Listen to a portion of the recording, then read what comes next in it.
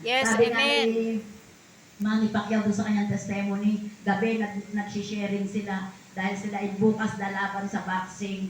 Pero sabi niya, ang buhay natin hindi natin alam kung Yes. bukas gigisingin pa tayo ni Lord. Yes, amen. Yung isang kasama niya, pagka umaga, ano man yung gawin nila, hindi na magising. Pero salamat sa Lord kasi natanggap niya si Christ. Bago siya, hindi nagising. Diba? Who is your priority in your life? Hallelujah. And, ayan po, lagi na sabi nga natin, magkaroon tayo ng desire Amen. sa ating puso. Dinidesire po ito. Yes, Ayan. God. Gusto ko po sabi na, if you're reading the Bible, will you ask God to understand the context? Baka hindi natin naintindihan kung ano ba yung sinasabi ni Lord. Kami po doon sa LBTC, meron po doon 5 tinig. Dapat nakaklarify po natin sino ba yung nagsasalita sa atin. Di ba minsan pag kilala mo na, pag nagsalita, alam ko to, eto si Richelle, eto si Richard, eto si Sister Ellen. Di ba alam natin? Amen. Ngayon sa nagsasalita sa atin sa 5 tinig, sino ang Diyos na nagsasalita sa atin? Dapat ano po, or yung ba sarili lang natin ito? Ayan. O yung ano lang natin, emotion. Emotion ba ito? Sarili ko lang to? O si God ba ito? Baka si evil na to mas nakakatakot. Hallelujah. Diba? Dapat, at sa ating pagbabasa ng salita ng Diyos, dapat hingin natin, i-discern natin, na maintindihan natin ito. Amen. At dito mangungusap ang Diyos through the Bible. At sabi po dito, Jesus emphasizes that loyalty in Him should come above all else. Gusto po, pinakikita daw po dito ni Lord na makita doon yung ating katapatan sa Kanya. Higit sa lahat ng bagay. Diba? Salita mo isang tanglaw. Diba? Sa ating paglalakad, meron tayong tanglaw. Ito yung ating nasusundan natin para hindi tayo maligaw. Diba? Kaya sabi niya, at meron tayong patnubay. Diba napakahalaga, meron ka ng ilaw, may patnubay ka pa sa landas na iyong daraanan. Amen? At sana po makita natin sa ating buhay. Amen. Ayan, i-desire po natin Yes. sa paglilingkod natin sa ating Panginoon. Dapat sini-priority natin. Merong conflict,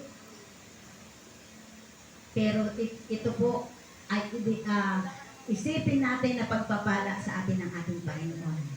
Ayan, sa ating paglalakbay sa journey natin sa buhay na ito, kung kasama natin si Lord, meron po tayong assurance. Ang sabi po, meron tayong security. Ayan. Kahit hindi na tayo, libre na po yung ating security. Nandyan po si Lord na nagko-cover lagi sa atin. Lord, i-cover mo ako ng yung blood saan man ako pumunta. Meron po tayong comfort. Ayan. Wala kaming ganito, wala kaming ganyan. Marami, hindi natin. Pero ako po, hindi ko na yan sinasabi kay Lord eh. Alam niya, meron tayong kaaliwan na ibibigay ni Lord. At ito po'y napakatindi, yung kaaliwan, yung kagalakan na binibigay ni Lord sa buhay po natin.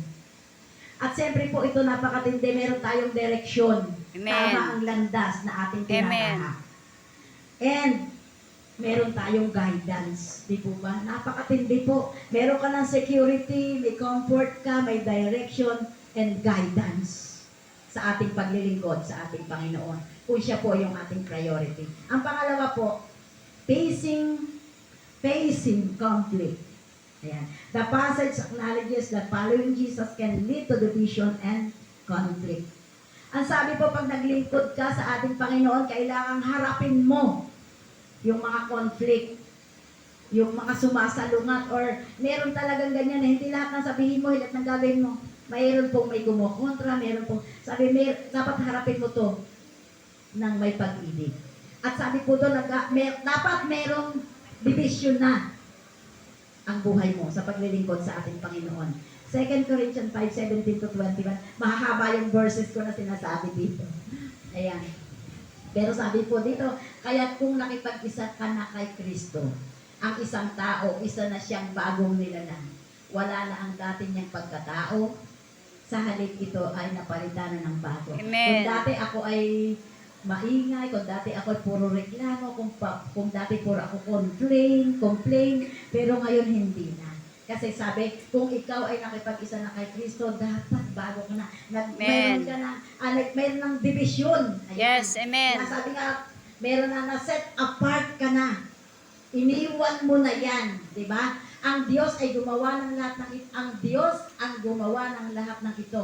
Sa pamagitan ni Kristo, ibinilang niya kaming mga kaibigan at hindi na Yes, kaaway. amen. At pinagkatiwalaan niya kami upang maglingkod nang sa gayon, ang mga tao ay maging kaibigan rin niya.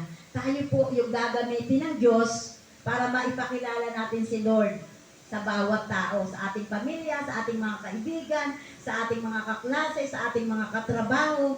Tayo po yung gagamitin. Haharapin po natin yung mga conflict. Yan, with the heart. Di po ba? Kailangan po, lagi po ibinabalik sa atin, sabi nga, sino yung si Brother John Bay may sabi na dapat pagkatapos mo ng BLC, kamukha ka na ni Kristo. Si Brother John Bay nagsabi no? Ayan, dapat daw tayo ay maging kamukha ni Kristo doon sa kabanalan. Ang kabanalan pong tinutukoy dito, hindi yung lumalakad ka ng paluhod, lagi kang may kit-kit na Bible, parang holy ka, hindi po iyon. Ano po yung tinutukoy doon? Yung meron kang binagong buhay. Meron kang binagong buhay na kasama si Kristo. Humahakbang ka at sinusunod mo kung ano yung mga task na ipinibigay sa iyo kasi ikaw ay bago ng nilalang. At handa ka na humarap. Kaya mo na yan. Kaya mo ng pagtagumpayan yung mga conflict sa buhay mo. Hindi sinabing napakadali. Once na tinanggap mo si Lord, once na lumakad ka sa harapan niya, napaka-smooth, hindi po. Marami pong conflict tayong pagdadaanan at dapat daw ito ay ating hinaharap. Dahil tayo ay bago ng nilalang. At sabi doon, dapat nakaset apart na tayo. Nakahiwalay na tayo sa galaw ng mundong ito. Ayan. Dapat meron, free na daw tayo. Ayan, dati ito yung aking ugali. Minsan sabi nga, pabalik-balik, bumabalik-balik, pero dapat ito ay mapagtagumpayan natin, maharap natin sa pamagitan ng pagmamahal natin, yung mercy natin sa kanila. Di ba, pinatawad tayo ng Diyos. Meron nga isang sa Bible yung pinatawad, tapos yung isa hindi niya mapatawad, sinakal pa niya at binugbog. Naalala niyo yun? Di ba dapat pinatawad na tayo ni Lord, meron tayong mercy, meron tayong grace, merong grace si Lord na ibinigay sa atin. Tandaan po natin, grace lang yun nasa atin. Kaya dapat, set apart na tayo sa mga bagay. Huwag na raw tayo laging minumulto. Yan. Sino yung takot sa multo? Dapat, hindi na tayo laging pinagmumultuhan ng dating tayo.